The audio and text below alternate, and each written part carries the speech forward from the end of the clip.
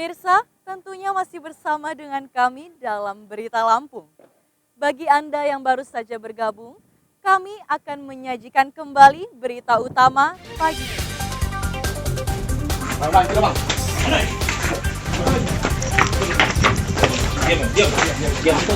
Seorang PNS yang menyambi menjual narkoba kabur ke dalam toko bangunan saat ditangkap polisi Tulang Bawang.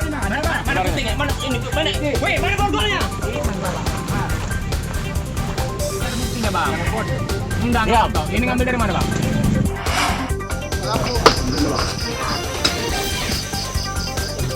Sarang geng motor brutal di Bandar Lampung digerebek polisi. 7 orang ditangkap berikut berbagai senjata tajam.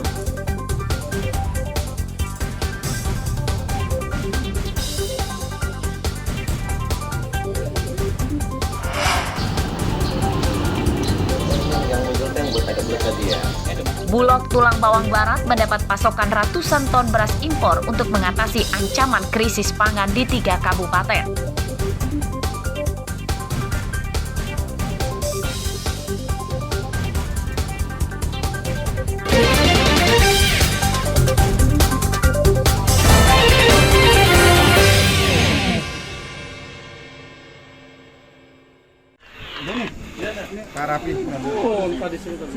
Warga Kelurahan Panjang Utara, Kecamatan Panjang digegerkan meninggalnya Sarijan yang sebelumnya tidak diketahui keluarganya.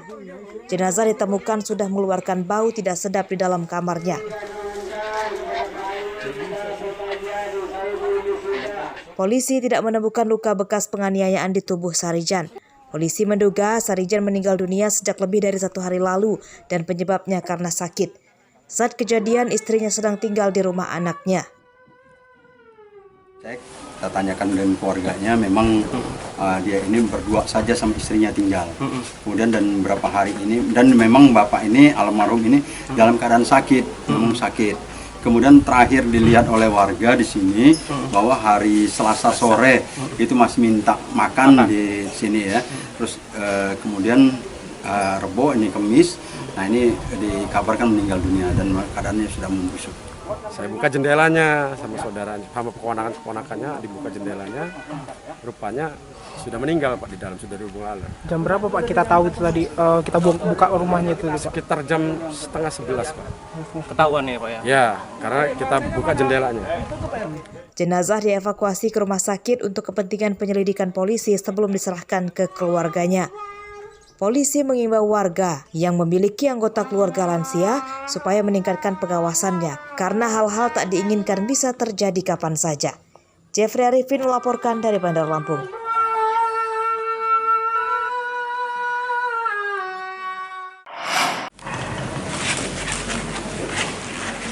Dua mantan pejabat Universitas Lampung yang terseret kasus korupsi penerimaan mahasiswa baru dari jalur mandiri Kamis siang menjalani sidang perdana. Kedua terdakwa adalah Heriandi, mantan wakil rektor 1 bidang akademik, dan Muhammad Basri, mantan ketua Senat Unila. Sidang digelar di Pengadilan Negeri Tanjung Karang, Bandar Lampung. Dalam sidang, Jaksa Penuntut Umum KPK mendakwa Heriandi dan M. Basri menerima upeti 3,4 miliar rupiah lebih dari sejumlah keluarga calon mahasiswa baru Fakultas Kedokteran supaya bisa diluluskan. Sebagian uang itu disetorkan ke Karomani, mantan rektor Unila. Jaksa KPK pun mendakwa keduanya dengan pasal 12 Undang-Undang Nomor 31 Tahun 1999 tentang pemberantasan tindak pidana korupsi.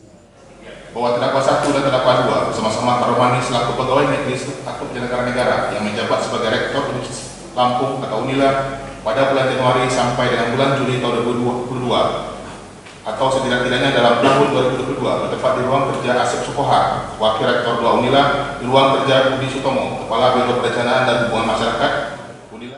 Sidang dengan terdakwa Heriandi dan M. Basri akan dilanjutkan pada Kamis pekan depan dengan agenda mendengarkan keterangan saksi.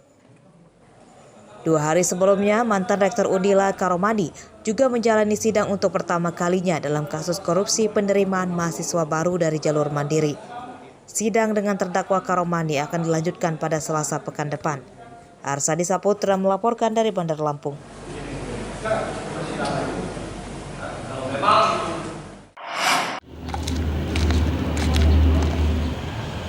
Ancaman krisis pangan karena stok beras nyaris habis di 3 kabupaten, yakni Tulang Bawang Barat, Tulang Bawang, dan Mesuji teratasi.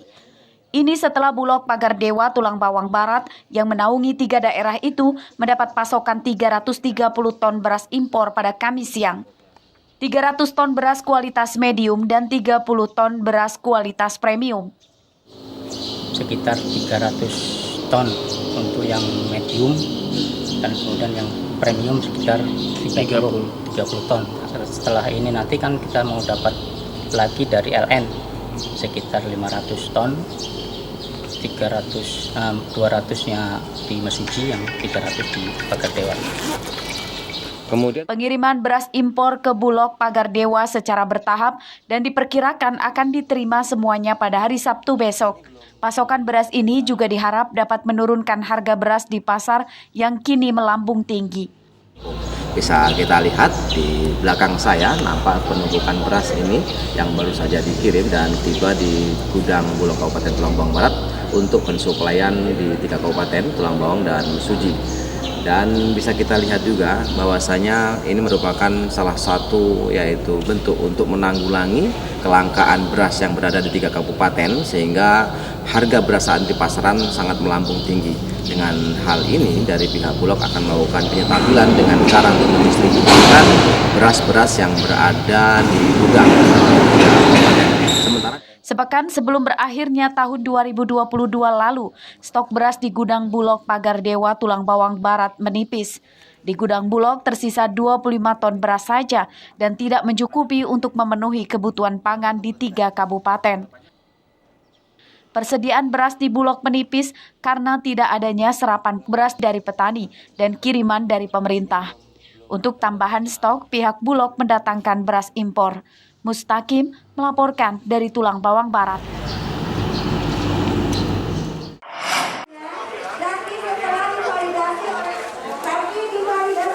Tahun 2023 atau 1444 Hijriah, Provinsi Lampung akan memberangkatkan 7.000 calon jemaah haji tanpa batasan usia.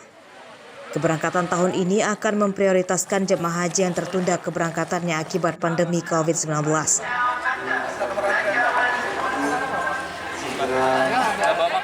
Kepala Kantor Wilayah Kementerian Agama Puji Raharjo pada Kamis siang mengatakan jumlah calon haji yang akan diberangkatkan di tahun ini sudah kembali normal. Ini karena lobi antara Kementerian Agama dengan pemerintah Arab Saudi terkait kuota haji. Para jemaah haji lansia yang tertunda keberangkatannya diminta menyiapkan diri baik kesehatan dan mental menjelang waktu keberangkatan.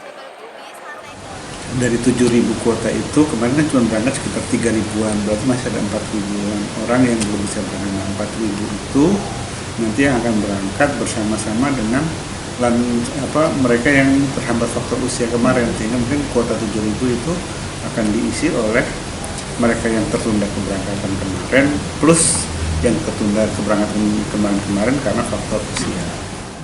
Daftar tunggu calon jemaah haji asal Lampung saat ini mencapai 30.000 orang lebih. Jumlah itu akan diberangkatkan dalam kurun waktu 15 hingga 20 tahun mendatang.